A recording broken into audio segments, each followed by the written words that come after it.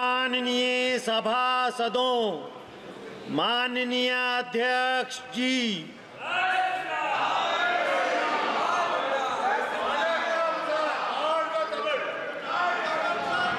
प्रश्नकाल प्रश्न संख्या 141 श्री विजय कुमार उर्फ Vijay Basant. Sir, question number 141। माननीय मंत्री जी, honourable member. Sir, my question to the Minister, how does the Ministry coordinate with state governments to ensure the supply of water through the scheme? There are only portions of villages and houses that are connected with taps but still not receiving water. What measures have been made to implement to ensure that all households and particularly in underserved areas receive a consistent and a reliable water connection in 2024? Additionally, what strategies are in place to manage water crisis during national disaster?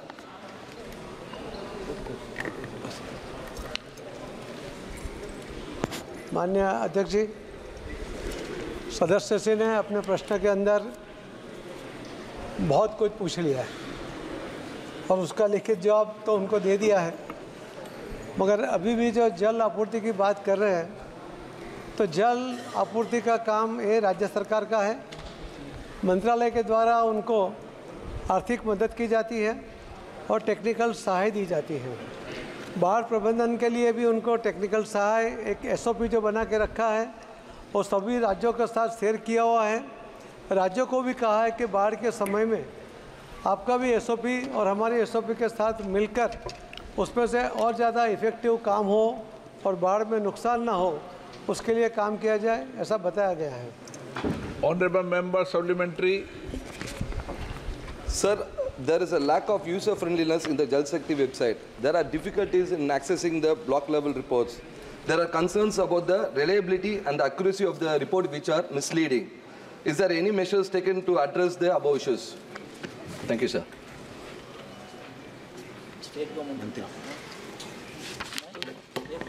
Information हम यहाँ पर देते हैं और सभी राज्यों से आमंत्रित की जाती है। राज्यों की ओर से आने वाले सभी इंफॉर्मेशन के आधार पर मंत्रालय अपना रिपोर्ट पेश करता है, अपनी बात रखता है। Shrimati D Purandeswari. Thank you, Honorable Speaker, sir. Sir, India is home to 7.6% of the world population, and but its freshwater resources are just around about 4%. And in water quality index, India ranks 120 out of 122 countries. The minister himself in his reply had mentioned about the depleting water resources in our country. So my question to the Honorable Minister through you, sir, would be, has there been a study as to, even as urbanization is increasing at a very rapid pace, has there been a study as to how many liters of water per person is required? And giving into the fact that there are depleting water resources and contaminated water available in India right now, what would be the focused action towards improving water supply to households? माननीय अध्यक्ष जी, जो प्रश्न किया गया है उसके अंदर बहुत सी डिटेल उन्होंने मांगी है, उनको मैं करेक्ट करना चाहूँगा कि पूरे दुनिया की जो पॉपुलेशन है उसमें से 18% पॉपुलेशन हमारे देश में है और पूरे दुनिया में जितने पशुधन है उसमें से 18% पशुधन हमारे यहाँ है। उन्होंने कहा कि पूरे विश्व का जो पानी है उसके पर जो उन्होंने बताया फिगर 0.04% और ठीक है, मगर हर गांव में कितना पानी है, ग्राउंड वाटर क्या है, सरफेस वाटर की क्या स्थिति है, वो पूरा अभ्यास मंत्रालय के द्वारा किया गया है। करीब 8000 गाँव में और सभी राज्यों के अंदर कहाँ पर पानी की कितनी उपलब्धता है उसका भी अभ्यास करते हुए सभी राज्यों के साथ उसको शेयर किया गया है। आने वाले दिनों में जिस तरह से राज्य भी काम कर रहे हैं तो सबको जो आदरणीय प्रधानमंत्री नरेंद्र मोदी साहब का जो हर घर नल से जल देने की जो योजना है उसके लिए भी ये जो अभ्यास किया गया उससे बहुत फ़ायदा होगा और सबको पूरा पानी मिलेगा। जो भी कोई कंप्लेन होगी वो भी उसी के कारण, यही अभ्यास के कारण दूर हो जाएगी। श्री ईबी डन ji. Thank you sir. Sir, हर घर जल जीवन मिशन के तहत लाने का मकसद ये है कि प्रदूषित पानी नहीं मिले लोगों को ना। Sir, Sir, Har Ghar Jal is a very good initiative of the Government of India. Thousands of connections, household connections have been provided to many different panchayats across the country. Sir, but the biggest challenge in this program is the sources of water is very less. The existing sources have been depleted. When you give new connections, there are no sufficient sources.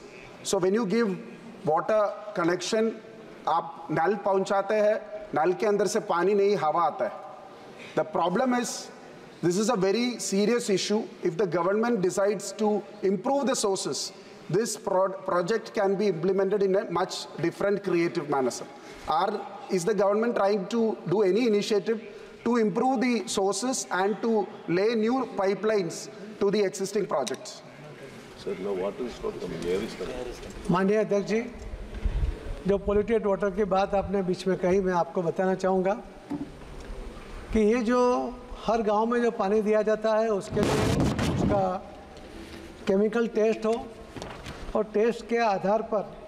मैंने polluted water की बात नहीं कही, मैंने कहा कि जल जीवन मिशन हर घर योजना का लाभ ये है कि जो पहले पोल्यूटेड पानी मिलता था उसकी जगह उसको हर घर नल से पानी मिल रहा है. शुद्ध इस पानी योजना का लाभ है ये. शुद्ध पानी मिल रहा है. आदरणीय प्रधानमंत्री नरेंद्र मोदी जी ने जो 70 साल में पानी नहीं मिल रहा था, सुने क्यों माननीय मंत्री जी, आदरणीय प्रधानमंत्री नरेंद्र मोदी जी ने जो इतने सालों से लोगों को शुद्ध जल नहीं मिल रहा था, घर में नहीं मिल रहा था, करीब महिलाओं को करीब रोज के 5.5 करोड़ घंटे उनके पानी के लिए बिगड़ते थे. उनको कई किलोमीटर तक जाना पड़ता था और वहाँ भी उसको पोल्यूटेड वाटर मिलता था. आज हर घर नल की वजह से सबको शुद्ध पानी मिलना शुरू हुआ है. मोदी जी का ये जो योजना के कारण हम इसके अंदर हर राज्य में उसको वित्तीय सहाय करते हैं. उसका जो DPR है वो भी राज्य सरकार बनाती है, उसका टेंडरिंग भी राज्य सरकार करती है, उसको टेक्निकल सहाय और आर्थिक सहाय ये हमारा जो हिस्सा होता है उतना मंत्रालय के द्वारा किया जाता है. उसके ऊपर मॉनिटरिंग भी किया जाता है. जो मेंबर ने कहा था कि कई जगह पर जल नहीं मिलता है, हवा ही आती है, ऐसे कई जो किस्से होते हैं उसके ऊपर भी हम राज्य सरकार को उनको इन्फॉर्म करते हैं. हमने भी टास्क फोर्स बनाई है. अगर ऐसे कोई प्रश्न उपस्थित होते हैं तो उसका भी सॉल्यूशन तुरंत लाते हैं और उस तरह इस योजना जो सफल हो रही है तो करीब 15 करोड़ कनेक्शन इस देश के अंदर इस योजना के तहत दिए गए हैं. मुरारीलाल मीणा जी, मैं आपके माध्यम से मंत्री महोदय से जानना चाहूँगा कि पीने के पानी के मामले में सबसे विकट स्थिति राजस्थान की है और JJM के तहत 45% सेंट्रल गवर्नमेंट का होता है, 45% पैसा राज्य सरकार का होता है और 10% पैसा होता है पब्लिक कंट्रीब्यूशन से. माननीय, मेरा आपके माध्यम से निवेदन है कि राजस्थान में क्या गांव बहुत दूर दूर बसे हुए हैं और पानी का ग्राउंड वाटर भी नहीं है. एक तो क्या किया कि पब्लिक 10% कंट्रीब्यूशन दे नहीं रही है. दूसरा, जितने भी जो JJM के अंदर जो स्कीमें थी उनमें जो बिजली के जो बिल्स हैं वो कनेक्शन करीब मैं समझता हूँ 80% कनेक्शन काट दिए गए क्योंकि बिजली का बिल जमा हुआ नहीं. पहली बात तो कहीं सप्लाई नहीं हुआ क्योंकि कंट्रीब्यूशन लोगों ने दिया नहीं और कंट्रीब्यूशन कहीं दे भी दिया तो बिजली के बिलों में कोई ऐसा फैसला किया जाए ताकि सरकार बिजली के बिलों को जमा कराए और पानी की सप्लाई सुचारू रूप से हो सके. ये बहुत बड़ी समस्या है पूरे प्रदेश के अंदर. मेंबर का जो प्रश्न है वो उचित है. राजस्थान की स्थिति पहले से ही पानी में कमज़ोर रही है. जल जीवन मिशन के तहत जो काम होना चाहिए था वो वहाँ पर नहीं हुआ, मगर अभी वहाँ के जो मुख्यमंत्री ने करीब 3 बार मंत्रालय से मुलाकात करते हुए इस योजना को तुरंत लागू करने के लिए जल स्रोत ढूंढकर, ग्राउंड वाटर हो या सरफेस वाटर हो वहाँ से या नई कैनाल से भी वहाँ पानी मिले उसके लिए वो प्रयत्नशील है. मंत्रालय उनको टेक्निकल और आर्थिक उसको सहाय कर रही है. ये जो बिजली के बिल नहीं भरने की वजह से जो कट जाता है कनेक्शन और पानी नहीं मिलता है उसके लिए भी मंत्रालय ने सबको सोलर लगाने के लिए भी कहा है जिसके कारण बिल भरने का भी नहीं रहेगा.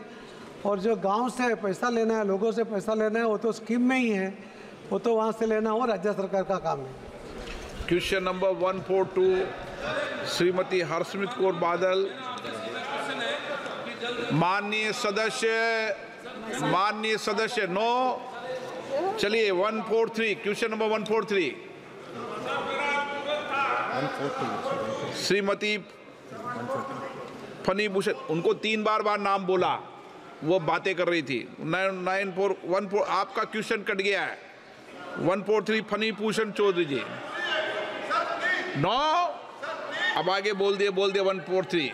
सर 142, सर बहुत गंभीर मुद्दा। कैसे हो सकता है? तो उनसे मान, एक मिनट बैठो, एक मिनट बैठिए। सर बैठिए, आप बैठिए, पहले बैठिए, आप बैठिए, पहले बैठिए, आप बैठिए। नो, आप वकालत मत करिए, आप बैठिए माननीय सदस्य। आपको प्रश्न नहीं पूछना कि आपको बैठिए, आप बैठिए, आप पहले बैठिए। माननीय सदस्यगण, आपको मैंने 1 बार, 2 बार, 3 बार बोला, आपका नाम लेकर बोला। आप बातों में इतनी व्यस्त थी कि आप क्वेश्चन नंबर 142 के लिए पूरा दिल्ली आपको नहीं प्रश्न पूछना क्या?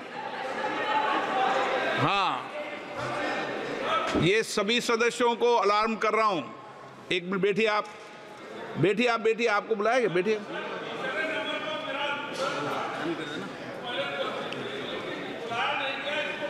प्लीज बैठिए।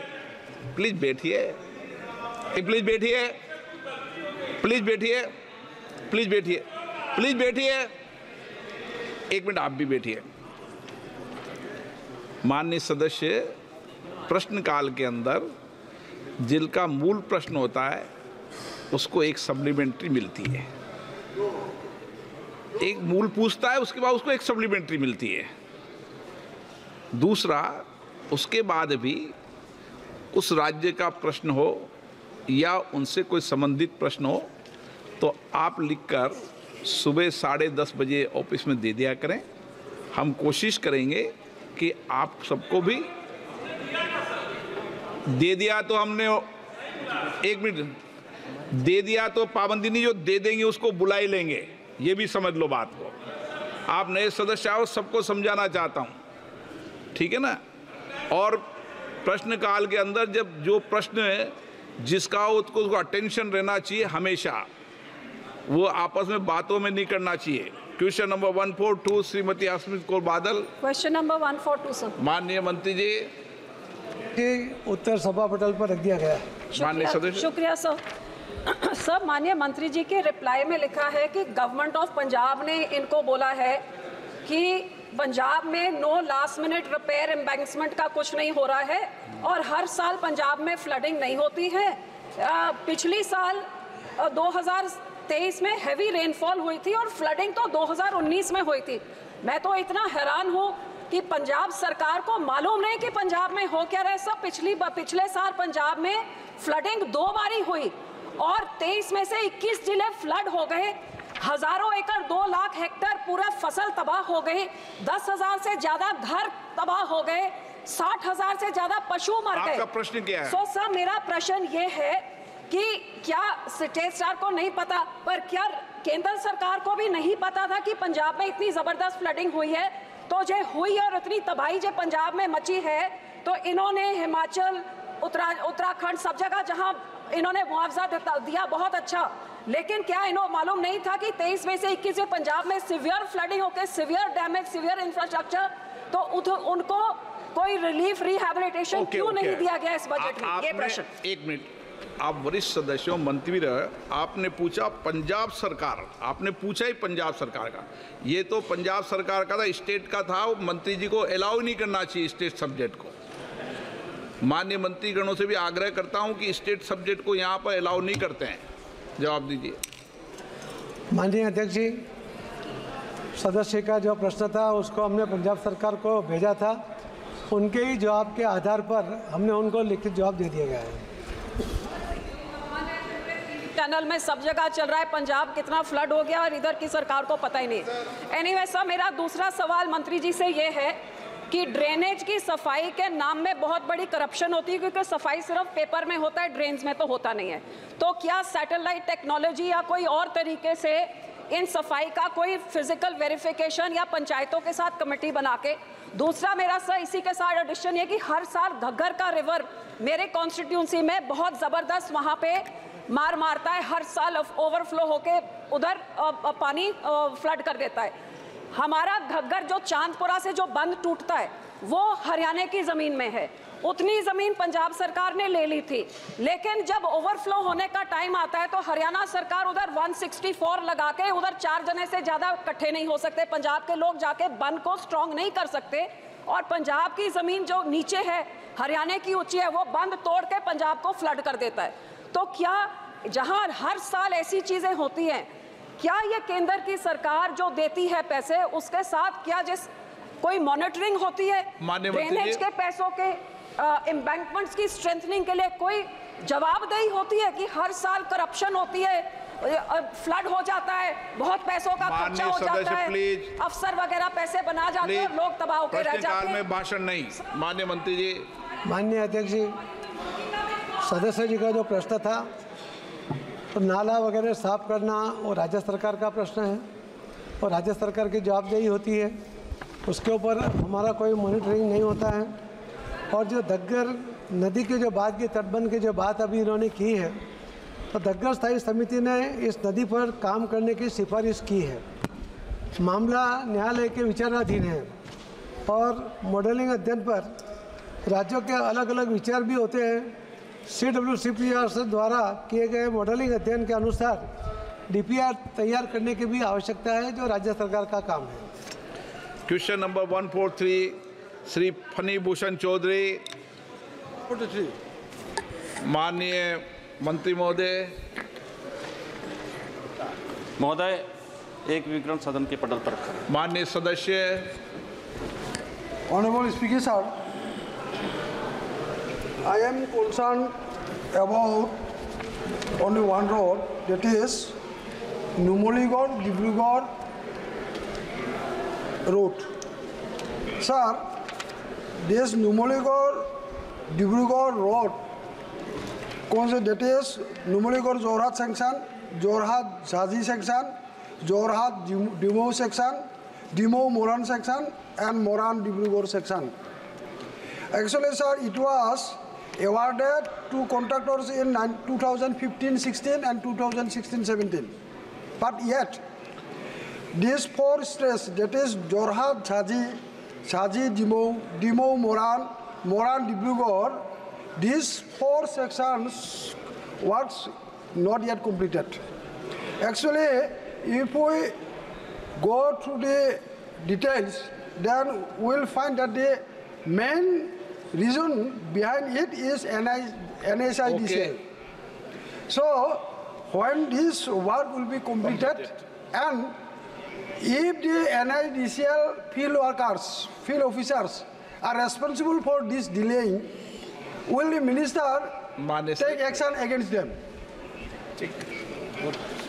माननीय मंत्री जी। माननीय अध्यक्ष जी,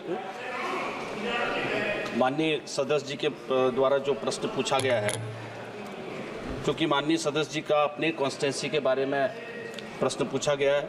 बरपेटा क्षेत्र के अंतर्गत आपके क्षेत्र में 5 परियोजनाएं जो कि 1404 करोड़ की परियोजनाएं पूर्ण हो गई हैं, जो 98 किलोमीटर की हैं। 7 परियोजनाओं में काम चल रहा है, 71 किलोमीटर की हैं, 4204 किलोमीटर है। एक स्पेसिफिक क्वेश्चन आपके द्वारा पूछा गया है जो कि डिब्रूगढ़ जोरहाट से संबंधित है, जो कि 194 किलोमीटर का है, 6100 करोड़ का ये योजना है, लगभग 112 किलोमीटर की जिस योजना का आप जिक्र कर रहे हैं। और उस योजना में आपके द्वारा बताया गया है कि काम में कमी है, काम में कॉन्ट्रैक्टर के द्वारा, चूँकि और इसमें आपने लेट होना भी बताया है। और इसमें मैं आपको पहले ही बताना चाहता हूं कि लेट होने के कारण, चूँकि जब किसी रोड के चयन की प्रक्रिया के साथ भूमि अधिग्रहण से संबंधित होती है, वैधानिक मंजूरी में भी थोड़ा समय लगता है और उपयोगी सुविधाओं को जोड़ने में भी उसमें समस्या आती है और ठेकेदार के द्वारा भी सारी व्यवस्थाओं को जुटाना पड़ता है। मैं माननीय सदस्य जी के द्वारा बताता हूं कि अगर इसमें आपको कुछ और विशेष कुछ और आपको लगता है कि इसमें सुधार करने की आवश्यकता है, क्योंकि हमारे मंत्रालय के द्वारा उसमें लगातार निगरानी की जा रही है, देखा जा रहा है, कार्य को समय से पूरा करने जो आगे समय दिया है उस पर पूर्ण करेंगे। Supplementary sir, honourable speaker sir, is there any proposal for conversion of Baihata Sariali to Mission Sariali Tezpur, NS15 to 4 lane? Honourable मंत्री जी, चूँकि मैंने माननीय सदस्य जी की जानकारी में लगभग उनके क्षेत्र में चलने वाली योजनाओं को उनको पत्र में दिया भी गया है, और ऐसा कोई प्रस्ताव, चूँकि एक विशेष रूट का उन्होंने जिक्र किया है कि इसको परिवर्तन करने का है, इस प्रकार से मेरे पास हमारे मंत्रालय के पास कोई प्रस्ताव नहीं है। अगर वो प्रस्ताव देंगे उस पर विचार करेंगे, अगर करना होगा तो मंत्रालय उस पर विचार करेंगे। डीपीआर भी उसमें एक इनके प्रश्न के आधार पर जो आपने कहा है कि उसको प्रस्ताव को चेंज करने का, उसकी डीपीआर भी विभाग मंत्रालय के द्वारा कार्रवाई पे है, गतिमान है। भजनलाल जाटव। मंत्री महोदय से पूछना चाहूँगा कि राष्ट्रीय राजमार्ग घोषित करने के आपके मापदंड क्या है? हाँ, तो मेरे संसदीय क्षेत्र के अंदर 3 तीर्थ स्थल है, और मुंबई एक्सप्रेस वे से पिनान से लेके महुआ, महुआ से लेके करौली, और करौली से कैला देवी। आप राष्ट्रीय राजमार्ग घोषित करने का विचार रखते हैं क्या? आप पीडब्ल्यूडी मंत्री रहे हो ना, जानते हो कैसे घोषित होता है? सर, मापदंड, इसलिए मापदंड पूछे मैंने। जी महोदय, माननीय अध्यक्ष जी, माननीय अध्यक्ष, हाँ बताएं कि माननीय सदस्य जी ने महाराष्ट्र से संबंधित प्रश्न पूछा है। महाराष्ट्र से संबंधित नहीं पूछा, अपने उन्होंने पूछा राष्ट्रीय राजमार्ग को घोषित करने की क्या नीति होती है। उन्होंने कुछ क्वेश्चन में ऐसा किया था, मगर उनको मैं राजस्थान के बारे में भी जानकारी, राजस्थान के बारे में नहीं पूछा उन्होंने। नहीं, अपने लोकसभा के बारे में जानकारी ली है। अरे और जो इन्होंने एनएच के बारे में पूछा है, मैं अभी उसका आंसर आपको, प्रश्न उन्होंने ये पूछा है कि राष्ट्रीय राजमार्ग घोषित करने की क्या नीति होती है। महोदय, चूंकि एक मिनट, चूंकि जिस प्रकार से 2014 के अंदर माननीय अध्यक्ष जी लगभग 91,281 मोटर एनएच थे, और माननीय प्रधानमंत्री जी के कार्यभार ग्रहण करने के बाद 1,46,126 किलोमीटर एनएच बना है। Question number 144 please, question number 144 Vaijayant Panda जी।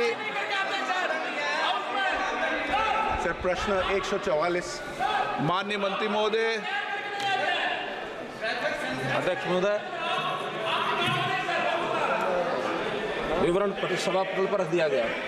माननीय सदस्य।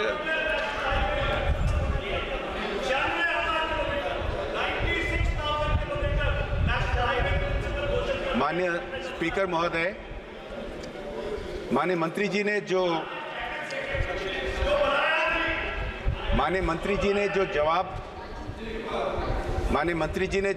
जवाब रखा है, उसमें जो आंकड़े आए हैं, एक बहुत ही बड़ा आंकड़ा है कि 2015 से लेकर ये एलईडी बल्ब जो वितरण हुए हैं उजाला योजना के माध्यम से, इसके जरिए देश को हर साल 19,000 करोड़ रुपए से ज़्यादा बचत होता है। ये बहुत प्रशंसाजनक आंकड़े में ये भी दिखाई देता है कि कई प्रदेशों ने इस योजना का भरपूर उपलब्ध किए हैं और ज़्यादा एलईडी बल्ब वितरण कर पाए हैं। उदाहरण है, आंकड़े के मुताबिक उड़ीसा, गुजरात, उत्तर प्रदेश, कई छोटे प्रदेश भी काफ़ी बड़ी संख्या में ये एलईडी बल्ब्स को वितरण कर पाए, जैसे कि उत्तराखंड, हिमाचल प्रदेश। परंतु आंकड़े से दिखाई देता है कि कुछ ऐसे बड़े प्रदेश हैं जिनमें ये एलईडी बल्ब्स के वितरण उस संख्या में नहीं हो पाए उनके साइज के मुताबिक। कई बड़े प्रदेश हैं जो कि उत्तराखंड और हिमाचल से भी कम वितरण किए हैं। मेरा सवाल है माननीय मंत्री जी को कि हमें सुनने को मिलता है कई प्रदेशों में कोई लोकल दिक्कतें होते हैं, कोई मुश्किल होते हैं। आपका प्रश्न क्या है? प्रश्न है कि ऐसे क्या दिक्कतें हैं कई प्रदेशों में, बड़े प्रदेशों में क्यों इसका ज़्यादा वितरण नहीं हो पा रहा है और उसका वो कैसे मुकाबला करने के लिए प्लान कर रहे हैं?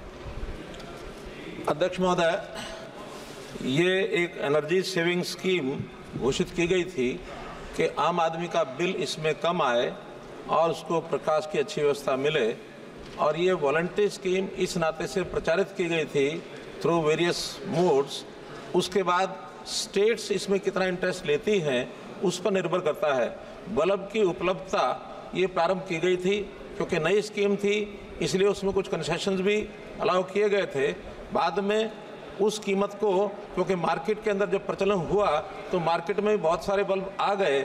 अब उस प्रदेश में कम क्यों होते हैं, ज़्यादा क्यों होते हैं, प्रदेश का जो डिस्कॉम डिपार्टमेंट है उनको डिस्ट्रीब्यूशन सिस्टम को अपने को ठीक करने के लिए, बिजली बचत करने के लिए प्रमोशन में उनको भी आगे आना चाहिए। जो सरकारें आगे आती हैं वहाँ इस बल्ब की सेल डिस्ट्रीब्यूशन अच्छी हुई है। जो सरकारें, प्रदेश की सरकारें आगे नहीं आती हैं वहाँ ये स्थिति बहुत सामान्य मिलती है। माननीय ऑनरेबल मेंबर सप्लीमेंट्री। माननीय स्पीकर महोदय, पिछले दशक में भारत का जो ट्रैक रिकॉर्ड है एनर्जी सेविंग्स में और सस्टेनेबिलिटी में बहुत ही अच्छा है। दुनिया भर इसका प्रशंसा होता है और ये एक उदाहरण है उजाला योजना जिसके बारे अभी हम चर्चा कर रहे हैं। मेरा सवाल है कि एनर्जी सेविंग्स का जो टेक्नोलॉजी वो हर साल आगे बढ़ते जाता रहता है और विभिन्न प्रकार के जो इलेक्ट्रिकल इक्विपमेंट है, एलईडी बल्ब्स है, इनके स्टार रेटिंग्स होते हैं। एनर्जी स्टार रेटिंग 1, 2, 3, 4, 5 करके जो सबसे अधिक रेटिंग होते हैं उनसे सबसे ज़्यादा बचत होता है। मेरा प्रश्न है माननीय मंत्री जी को कि आने वाले दिनों में क्या उनका प्लान है कि और ही आगे बढ़ा सकें ऐसे योजनाएं को ताकि higher star rated products, LED bulbs और इलेक्ट्रिकल इक्विपमेंट्स का इस्तेमाल हो सके? माननीय मंत्री जी। अध्यक्ष महोदय, प्रारंभ में ESL कंपनी जो एक केंद्र सरकार की CPSU है, उन्होंने इस प्रोजेक्ट को जब शुरू कराया था तो 1 स्टार बल्ब यही मार्केट में लाए गए थे। बाद में 1 स्टार के बाद 3 स्टार भी आए थे। अब 1 स्टार और 3 स्टार की एफिशिएंसी को देखते हुए अब ये सारी मार्केट जो प्राइवेट मार्केट है वो सब इसमें आ गए हैं। अब इसको इम्प्रूव करते हुए 5 स्टार रेटिंग के जो बल्ब हैं वो ESL जो है वो सप्लाई करते हैं। लेकिन 5 स्टार में अभी मार्केट में जो प्राइवेट प्लेयर्स अभी नहीं आए हैं, लेकिन इसको और इम्प्रूवमेंट करने के लिए जो 5 स्टार रेटिंग है उसमें पर्याप्त बल्ब उपलब्ध हैं और एक बल्ब 70 रुपये के हिसाब से वो सप्लाई किया जाता है अभी भी इस बार। और उसमें लगभग जो बल्ब सप्लाई किए गए हैं पर ईयर के हिसाब से जो डाटा हमारे पास है उसमें 13 लाख बल्ब 22-23 के अंदर और ये सप्लाई किए गए। श्री इमरान मसूद जी। माननीय अध्यक्ष जी, माननीय अध्यक्ष जी, मैं माननीय मंत्री जी से उत्तर प्रदेश के अंदर कितना बल्बों का वितरण हुआ और जब आप बल्ब वितरित कर रहे हैं जो मजरे हमारे अधूरे पड़े हुए हैं जहां विद्युतीकरण ही नहीं हो पाया, क्या माननीय मंत्री जी उन गांव की विद्युतीकरण की योजना को कोई केंद्र से पैसा भेज करके पूर्ण कराने का काम करेंगे, जैसे राजीव गांधी योजना और पंडित दीनदयाल योजना? आपका रेवेन्यू गांव है या मजरा है? मजरे, जो छोटे मजरे हैं, मैं उन छोटे मजरों की बात कर रहा हूँ। मान्यवर, 2 योजनाएं थी, पंडित दीनदयाल योजना बंद शायद कर दी गई, तो जो कार्य अधूरे पड़े हैं क्या उनको पूर्ण कराने का काम करेंगे? अध्यक्ष महोदय, ये आज एलईडी बल्ब को लेकर के ही एक प्रश्न है। तो एलईडी के जहाँ तक संबंध है, मैं उत्तर प्रदेश के बारे में जो आंकड़ा है 2.6 करोड़ यानी 2 करोड़ 62,95,000 बल्ब ये वितरित किए गए हैं।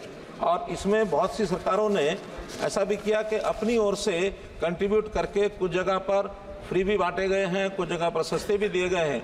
तो उन मजरों में या अन्य स्थानों पर भी अगर बल्ब का वितरण फ्री करना है, ये no cost no profit basis पर ही ESL काम करता है। इसमें अगर कोई आगे प्रमोशन की स्कीम बनानी है तो प्रदेश की सरकारें ही बनाएंगी। क्वेश्चन नंबर 145 से Mohammad Hanifa. Honourable member, honourable minister. Honourable member. शुक्रिया honourable sir. Sir, Kargil Ladakh का पॉपुलेशन वाइज बड़ा डिस्ट्रिक्ट है और ये डिस्ट्रिक्ट जो है सर्दी में, विंटर में 5 महीने के लिए रेस्ट ऑफ द कंट्री से कट ऑफ रहती है और पिछले 50-60 सालों से वहाँ पे एयर कनेक्टिविटी का डिमांड होती रही है। वहाँ पर एक छोटा एयरपोर्ट बनी है, वो भी पिछले 30 सालों से बनी है, वो भी ऑपरेट नहीं है। तो उड़ान स्कीम के तहत 2 बार उस एयरपोर्ट को लिया गया है, उसके बावजूद भी अभी तक वहाँ एयर सर्विस शुरू नहीं है। मेरा ऑनरेबल मिनिस्टर साहब से ये क्वेश्चन है कि पिछले 2 साल पहले करगिल में नए एयरपोर्ट के लिए सर्वे वहाँ पे कंडक्ट हुई थी, लेकिन अभी तक उस सर्वे का कोई अता पता नहीं है। क्या वो सर्वे कंप्लीट हुई है? अगर हुई है तो उसका स्टेटस क्या है? और इसमें आंसर आपने दिया है कि वहाँ पे एक जगह का नाम दिया है, वहाँ फिजिबिलिटी रिपोर्ट नेगेटिव आई है, तो उसके अलावा और भी जगह है वहाँ पे। क्या वहाँ पे सर्वे कंडक्ट करके एयरपोर्ट बनाने का आपका प्लान है?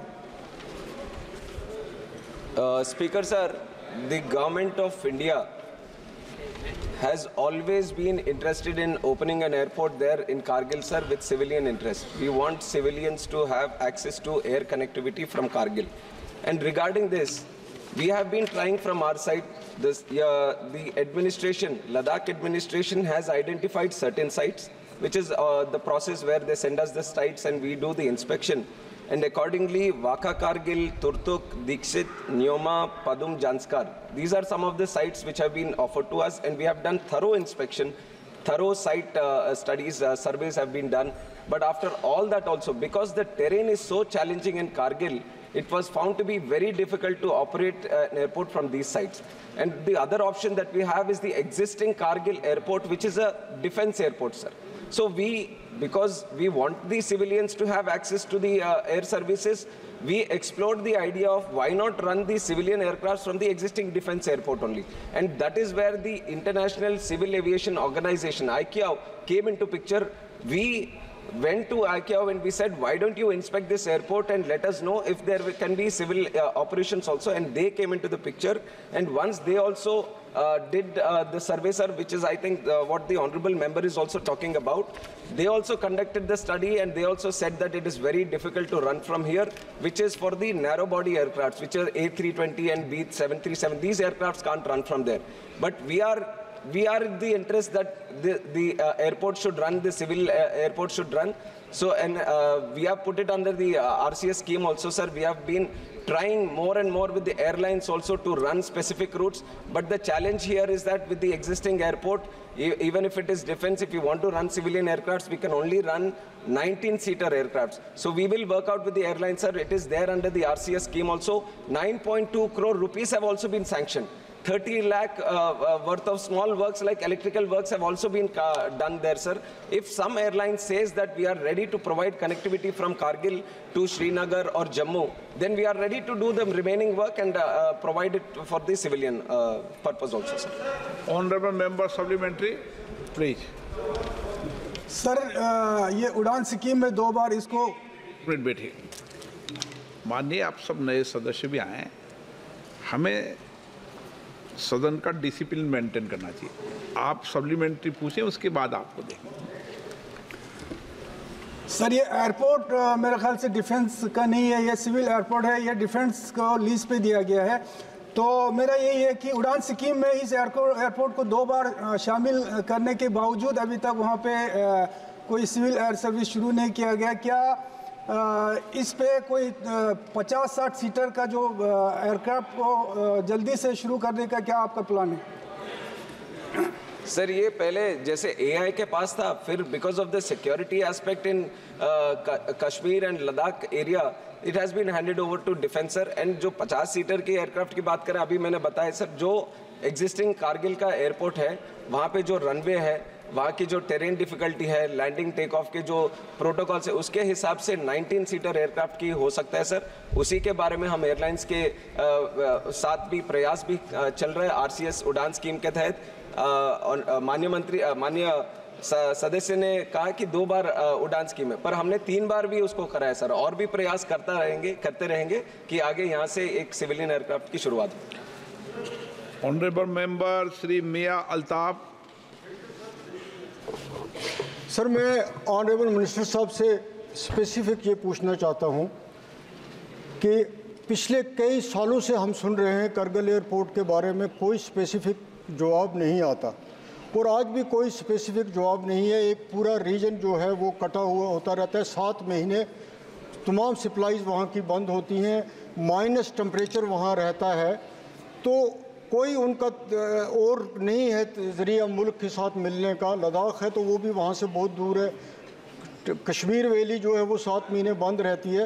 तो स्पेसिफिक आप मंत्री साहब ये बताएं कि आप किसी भी प्राइवेट या गवर्नमेंट जो भी आपकी एयरलाइंस हैं, ये हुकूमत का फ़र्ज़ बनता है, ये हुकूमत की ज़िम्मेवारी है कि वो किसी से भी बात करे, लेकिन 6 महीने की वहाँ सर्विस जो है वो विंटर्स में वहाँ लोगों को दे। इसके लिए मैं ये आपकी ज़ाती मुदाखलत चाहता हूँ, पर्सनल इंटरवेंशन चाहता हूँ कि आप इनका ये मसला हल करें। Thank you sir. सर, हम माननीय सदस्य की चैलेंज को समझ सकते हैं और वहाँ की जो लोगों की भी जो समस्या है, जो कनेक्टिविटी का, तो वो सब समझ सकते हैं सर। उसी के तहत हमने बोला था कि हमारी तरफ से पूरी प्रयास चल रही है कि कारगिल से एक एयरक्राफ्ट की शुरुआत हो, पर ऐसा नहीं है सर कि छोटे एयर स्ट्रिप मिल जाए और बड़ा एयरक्राफ्ट वहाँ पे लैंड हो। सेफ्टी का भी इशू रहता है, तो हमें पूरा प्रोटोकॉल्स फॉलो भी करना पड़ेगा। तो उसी के तहत जो एग्जिस्टिंग एयर रनवे की जो लेंथ है वहाँ पे उसके हिसाब से 19 सीटर का ही वहाँ पे लैंडिंग या टेक ऑफ हो सकता है। तो उसके तहत जो माननीय सदस्य ने बोला, हम पूरी तरह से पूरी लगन के साथ हम प्रयास करेंगे, एयरलाइंस के साथ भी बात करेंगे, जितना जल्दी हो सके उतना जल्दी हम करना चाहेंगे। Question number 146 Shri Janardan Mishra ji. माननीय मंत्री जी। Sir, the answer has been placed on the table of माननीय सदस्य। धन्यवाद सभापति महोदय। विमानन के क्षेत्र में प्रधानमंत्री मोदी जी के कार्यकाल में जिस तरह से हवाई अड्डों का निर्माण हुआ है और विमानन यात्रियों की संख्या बढ़ी है, वो अपने आप में एक अभूतपूर्व है। और मेरे जैसे इलाके में जहाँ अभी रेल सुविधाओं का भी अभाव है, वहाँ पर भी मोदी जी ने और तत्कालीन नागरिक उड्डयन मंत्री आदरणीय ज्योतिरादित्य सिंधिया जी के प्रयासों से हवाई अड्डे का निर्माण हुआ है और आदरणीय रामानु नायडू जी के प्रयासों से वहाँ विमान के संचालन के लिए लाइसेंस की प्रक्रिया जारी है। इस तरह से जिस तरह से यात्रियों की संख्या बढ़ी है, उस हिसाब से अगर देखा जाए तो जिस डीजी यात्रा ऐप का जो लॉन्च किया गया है और उसके तहत यात्रियों की सुविधाओं के संबंध में जो मंत्री जी ने उत्तर दिया है, उसमें बहुत सारी चीज़ें स्पष्ट की गई हैं, लेकिन मैं पूछना चाहूँगा कि क्या डीजी यात्रा ऐप के उपयोगकर्ताओं के अनुभवों को एकत्रित करने और सुधारने के लिए कोई फीडबैक तंत्र मौजूद है? यदि हाँ, तो कृपया तत्संबंधित विवरण प्रस्तुत करें। Sir, for seamless contactless travel DG यात्रा को लॉन्च किया गया था। 2022 से हमारे एयरपोर्ट्स में ये वितरण भी हुआ है sir, and we have been getting excellent feedback. And माननीय सदस्य जी ने जो पूछा था, वो airport feedback mechanism already established है सर। उसके तहत डीजी यात्रा का भी अगर कुछ फीडबैक वो देना चाहते हैं तो वो ज़रूर उसका मैकेनिज्म भी है, दे भी सकते हैं। और अपनी तरफ से भी उसको डीजी यात्रा ऐप को और कैसे इम्प्रूव करें, इसके ऊपर भी बहुत अपने मंत्रालय में भी पीरियडिकली हम भी रिव्यू करते हैं सर। हम भी रिव्यू करके इसको कैसे बढ़ावा और दे, हमारी तरह से ये प्रयास लगातार जारी है सर।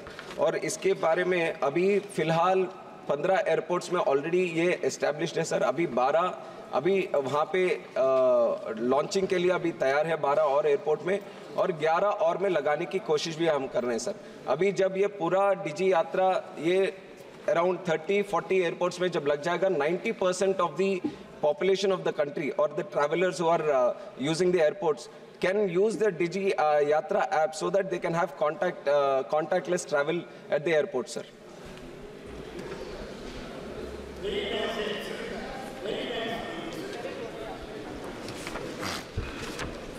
एक विषय दूसरा है,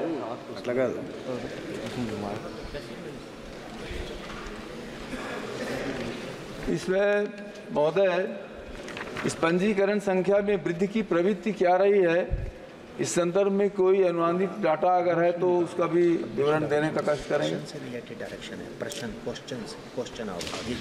Sir, Digi Yatra, like I said, almost 15 airports we are completely using, sir.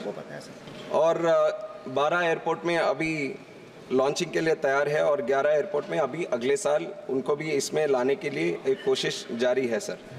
और इसके तहत कितने लोग अभी इसको यूटिलाइज कर रहे हैं उसका भी हमारे पास है, सर, विवरण।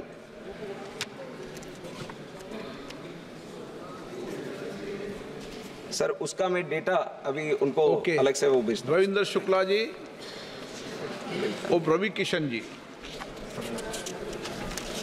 अगला हमारी मनीष तिवारी जी। अध्यक्ष जी, आपका बहुत बहुत धन्यवाद। अध्यक्ष जी, आपके माध्यम से मैं माननीय मंत्री जी से पूछना चाहता हूं। उच्चतम न्यायालय ने एक फैसला दिया था अध्यक्ष जी कि जो राइट टू प्रिवेसी है वो मूलभूत अधिकार है, और उसके तहत इस संसद ने एक कानून तैयार किया था। आपको याद होगा अध्यक्ष जी, इसी संबंधित है इसलिए आ रहा हूं, उस पर आ रहा हूं। आपको याद होगा अध्यक्ष जी, जब कोविड का कहर था तो जुलाई 2020 से लेकर दिसंबर 2020 तक जब वैक्सीनेशन भी नहीं आई थी, इस सदन के और राज्यसभा के 30 सदस्यों ने बैठ के वो कानून तैयार किया। उस कानून में ये बात कही गई थी कि 3 किस्म के डेटा है। पर्सनल डेटा है, सेंसिटिव पर्सनल डेटा है और क्रिटिकल पर्सनल डेटा है। माननीय मंत्री जी ने जो जवाब दिया है, और मैं सिर्फ एक लाइन उसकी पढ़ना चाहता हूं आपके आज्ञा से अध्यक्ष जी। डिजी यात्रा facial recognition technology based app has been launched to provide seamless, hassle-free and faster passenger processing at various checkpoints at the airport.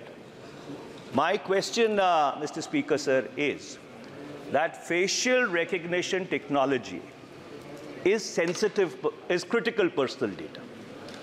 So critical personal data of millions and millions of travelers who are transiting through these airports is being collected. What is the mechanism that the government has put in place in order to ensure that the integrity of that data, the privacy of those people is protected and not infringed upon? Thank you, Speaker, sir. Sir, the concern that has been raised by the honorable member is a concern that we all share, and especially the government of India is very much committed to protect the privacy of each and every individual of this country, sir. That much I can assure you through this. And how exactly the Digi Yatra app is trying to achieve it? Sir, first of all, the PII, the personal identifiable information that is there with us, it is totally encrypted and stored in the passenger's own smartphone, a smart wallet, a secure wallet in the Digi Yatra app. It is not coming to us, first of all. And then whatever is there, no data is stored with us as a distributed ledger. The PII data is also not stored in any central location. Hence, the risk of data loss, data theft, or data breach does not arise. And also, the PII data is shared directly by the passenger and whoever is the verifying agency for a very limited time limit. So after every 24 hours, the data gets purged, sir. It is lost from the system entirely. And whatever data is there, it is data stored in the individual smartphone of the own passenger himself in the app itself.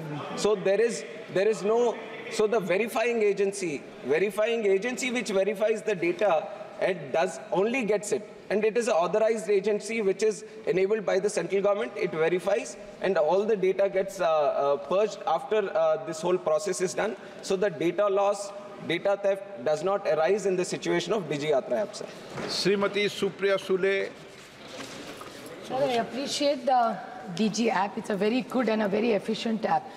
Just in the interest of national security, I'd like to ask the Honorable Minister that when you are traveling anywhere, in the national interest, connected with the app, is it compulsory for every traveler to carry an Aadhaar card? Suppose I'm traveling on a ticket.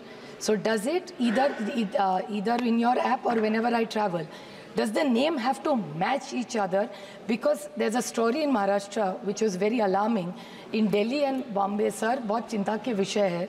There is a passenger who claims, it came in the newspaper, so I'm just bringing that to your notice, कि आदमी ने नाम बदली करके travel किया. तो अगर technology में ऐसे कोई भी जा सकता है, so is that checks and balances? People cannot. So the Aadhaar card is critical for identification, or how will you identify your passenger? So does the name has to match the iCard? What is the technology available, or is it a face identity? Complete clarity, because it's a very alarming national security issue which has happened at Delhi and Bombay. Thank you. And is it a criminal offense if you don't travel with the right name? Like I have mentioned, sir, while we protect the data of each and every passenger, national security is a very important aspect. And when we are talking about Digi Yatra specifically, the name has to correlate with the Aadhaar also, because it takes Aadhaar into account. And in future, just to enhance the security side of it, we are taking the passport data also, so that better security system is in place. But for the moment, the name has to match the Aadhaar, so that this verification is generally done at the entrance gate CISF point itself. If it is not done through Digi Yatra also, everyone would have encountered the situation where they're going with the boarding pass and the first thing they say is show us a verifiable ID. And that the reason they do it is they check the face and they check the name also. So it has to match, and that is when we ensure that the passenger is allowed to travel. Thank you. Question number 147, Shri Dinesh Chandra Yadav. 147. माननीय मंत्री जी. एक minute सदन के पटल. Honorable member. अध्यक्ष महोदय, मेरा प्रश्न पटना पूर्णिया एक्सप्रेसवे से संबंधित, जो पटना से बिदुपुर, दलसिंह सराय, सिमरी, बख्तियारपुर, उदा, किशनगंज, पूर्णिया तक जाएगी. इसके निर्माण के लिए पिछले लोकसभा में 17वीं लोकसभा में माननीय मंत्री जी आदरणीय गडकरी साहब से 18 मार्च 2021 को मिले थे. अंतोगत्वा इसकी मंजूरी उन्होंने दी और पिछले बजट में उसके लिए राशि का भी प्रावधान किया गया. मैं दिल से और अपने क्षेत्र के लोग के तरफ से उनको कोटि कोटि धन्यवाद देता हूँ. इसमें मेरा प्रश्न यह है अध्यक्ष महोदय, इसी प्रश्न के जवाब में आया है कि इसके DPR तैयार करने के लिए परामर्शदाता को नियुक्त किया गया है. तो DPR तैयार करने के लिए 28/2/2023 को ही दिया गया था. तो हम माननीय मंत्री से जानना चाहते हैं कि लंबा समय हो गया और एग्जैक्ट तिथि तो नहीं, अनुमानतः कितने दिन में यह प्रक्रिया पूरी हो जाएगी? माननीय मंत्री जी. माननीय अध्यक्ष जी, जैसा कि माननीय सदस्य जी ने जानकारी दी है कि पटना पूर्णिया मोटर मार्ग, जो कि राष्ट्रीय राजमार्ग NH और हमारे राज्य की राजमार्ग से स्टेट की जुड़ा हुआ है, और चूंकि ये NH में पूरे तरीके से बनने की जो DPR की प्रक्रिया के बारे में आपने बताया भी है, हमने प्रश्न के उत्तर में आपको दिया है कि कंसंट्रेट लगा दिया है. इसलिए DPR का काम चल रहा है और DPR का काम चलने के तुरंत बाद ही उस पर आगे की कार्रवाई कर दी जाएगी. Honourable member. अध्यक्ष महोदय, इसी प्रश्न के खंड घ में NH 106 और 107 के कार्य होने में विलंब से संबंधित यह प्रश्न था. NH 107 जो पूर्णिया महेशखूंट से सहरसा पूर्णिया तक जाती है, 2 खंड में काम संवेदक को आवंटित किया गया था. और पहला खंड था महेशखूंट से मधेपुरा, जिसके कार्य प्रारंभ 20/12/2019 में शुरू हुआ और उसको कार्य पूर्ण करना था पहले, लेकिन कई बार माननीय मंत्री से मिले थे तो अंतिम तिथि मार्च 24 की गई, लेकिन अभी भी उसमें 60% से अधिक काम नहीं हुआ. माननीय मंत्री. एक मिनट सर, 1 मिनट.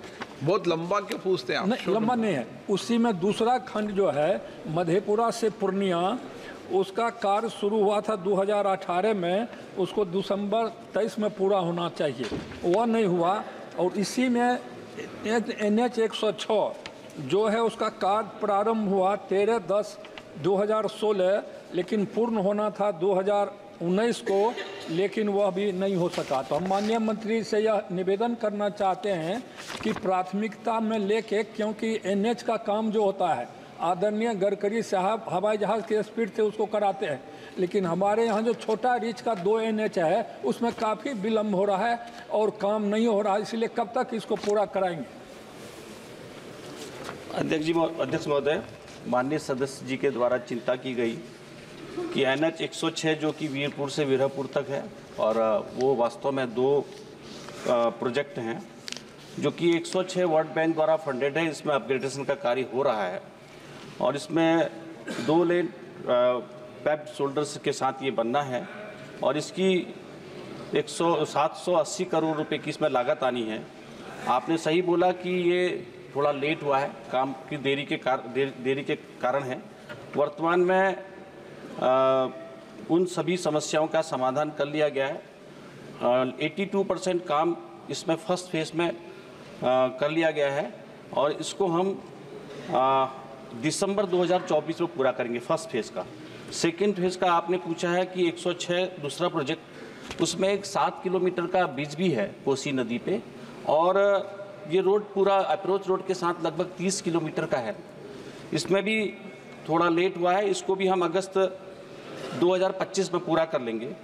आपने एक महेश कूट और पूर्णिया मोटर मार्ग का भी इसमें आपने, क्योंकि लगातार क्वेश्चन किए हैं, तो वो क्वेश्चन माननीय अध्यक्ष जी मैं जानकारी देना चाहता हूं कि ये भी 90 किलोमीटर का NH है। ये 662 करोड़ रुपए का है। इसमें भी 2 वर्ष का समय दिया था। इसमें क्योंकि अब कार्य तेज गतिमान है, 75% काम हो गया है, इसको भी हम 2025 में इसका फर्स्ट फेज कर लेंगे। सेकेंड फेज में इसमें 88 किलोमीटर का है जो कि 280 करोड़ रुपए का था। इसमें भी अब कार्य में प्रगति है, इसका भी 73% काम हो गया है। आपने चूंकि इस रोड में 106 में ही जिक्र किया था कि माणिकपुर चौक वाला, क्योंकि इसी बीच का एक पोर्शन है, उसमें काम बीच में किसी कारण से उसका जो पुल बनना है, ब्रिज बनना है फ्लाईओवर का, उस फ्लाईओवर के काम को भी तेज गति दे दी है। आपने मधेपुरा पूर्णिया इसके जो प्रश्न के आपको मैं उत्तर में देना चाहता हूं कि इसको मेरे पास जो जानकारी है उससे हम 2025 में पूरा कर लेंगे। श्रीमती संध्या राय। धन्यवाद अध्यक्ष महोदय जी, मैं आपके माध्यम से माननीय मंत्री से बताना चाहती हूँ NH 92 जो कि भिंड लोकसभा क्षेत्र की ये रोड लाइफलाइन है और ये रोड कई वर्षों से सिंगल है, डबल नहीं बन पाई है। हालांकि केंद्र सरकार के माध्यम से रोड की 6 लाइन की स्वीकृति मिल गई है, DPR की भी स्वीकृति मिल गई है किसी कंपनी को, लेकिन मैं आपके माध्यम से माननीय मंत्री जी को बताना चाहूँगी इस रोड पर शासन द्वारा 24 ब्लैक पॉइंट बनाए गए थे जो आए दिन हादसे का शिकार हुए हैं। मेरे क्षेत्रवासियों को कई दुर्घटनाओं से परिवार को क्षति पहुंची है और अभी 7 दिन के अंदर 3 बड़े हादसे हुए हैं जिनमें सैकड़ों लोग घायल हुए हैं और कुछ असमय काल कवलित भी हुए हैं। तो मैं आपके माध्यम से माननीय मंत्री से यही आग्रह और निवेदन करती हूँ कि यह रोड जल्द से जल्द इस रोड पर काम चालू हो जिससे मेरे क्षेत्रवासियों को लाभ मिले। माननीय अध्यक्ष जी, चूंकि सेकंड सब्जेक्ट आपका क्वेश्चन है, तो आपने जिक्र किया है कि ग्वालियर भिंड इटावा मोटर मार्ग का जो कि NH 719 है और इसमें 4 लेन का कुछ पार्ट है पहले से ही, इसकी जिसकी DPR पर काम चल रहा है और स्टडी ट्रैफिक के आधार पर मैं आपकी जानकारी में देना चाहता हूं कि इस पर हम DPR की कार्रवाई चल रही है। DPR की कार्रवाई करने के बाद ही इस पर अग्रिम कार्रवाई की जाएगी। चूँकि 108 किलोमीटर का ये रोड है, DPR दिया गया है। श्री पप्पू यादव जी। पप्पू यादव जी।